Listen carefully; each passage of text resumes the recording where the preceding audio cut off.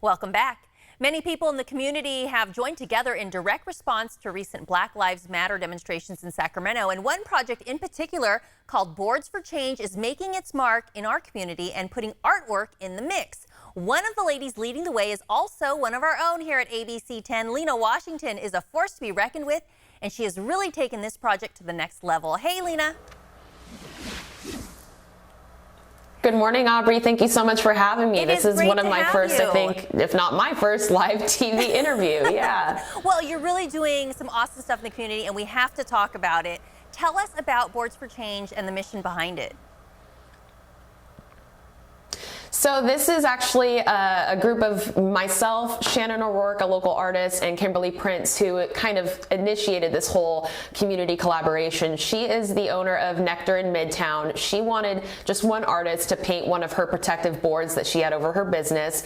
I saw her post on Instagram within minutes. I shared it to my social channels, and from there the thing really just took off. We had a ton of artists reaching out, and from there we paired them up with local businesses who wanted to provide an outlet and a space for artists to create and kind of express themselves with everything that was going on, not just in Sacramento, but worldwide. So from there, it snowballed into something that I don't think any of us really predicted. And most recently, the biggest development is that Sacramento Republic FC, our local pro soccer team, has joined in and amplified our cause, and now we have an outdoor gallery out at Papa Murphy's Park that will be open hopefully to fans in the future. But right now, as fans cannot occupy the stands, we've brought our art there, and we had a huge reception on Monday when the team restarted its season, and we also launched our auction with select pieces available online. So right now we've so far raised over $13,000 to be directly invested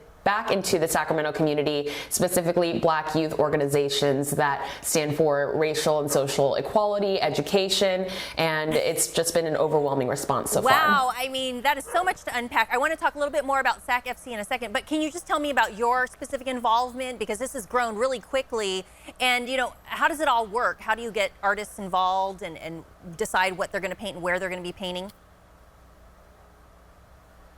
Well, we leave that up to the artist totally. We kind of the timeline was the three of us had this idea on a Thursday, we met on a Friday, and by Saturday morning, the morning that we actually had the large demonstration out at Downtown Commons in downtown Sacramento, that was the day we had high school students out at spaces as early as 8 o'clock in the morning, just responding to this call to action in a matter of days, sometimes hours. A lot of these artists, it's their first time painting something of this scale, a lot of murals. We've had, again, high school students, tattoo artists, graffiti artists, so many people coming together of all races, ages, and experience levels to just create and be a part of this, again, community collaboration with the goal of first beautifying these businesses that were boarded up. And now, as you see behind me, this is just one of the pieces that was donated by an artist who created in his own space. And again, these will all be available for auction. We're just launching it this week, so be sure to check in at sacrepublicfc.com for our auction portal,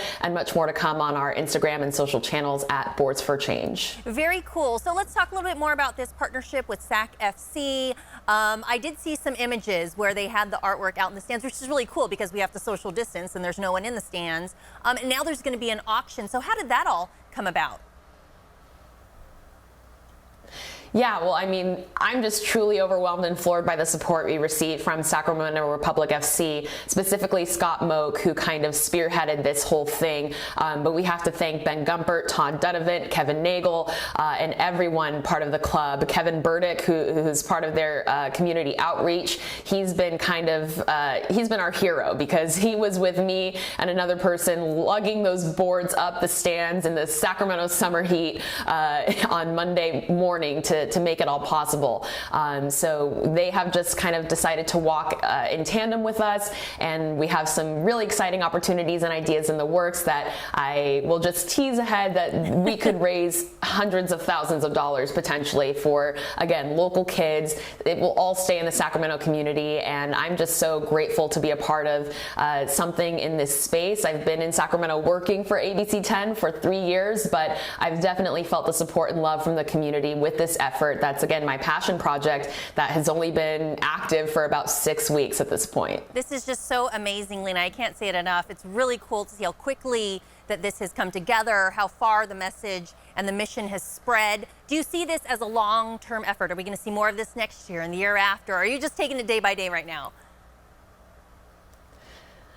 Well, right now we have to take it day by day because, I mean, this time last week, this was all an idea with Sacramento Republic FC. And then come Monday, we're getting national media attention, ideally on Sunday as well, when the team takes on Reno at 6 o'clock. So that will be an ESPN2 broadcast, and it will be something that people around the country are taking notice of. I have friends who live in New York. When we were first kind of launching this, say, hey, how can we bring this to the city? This is so cool.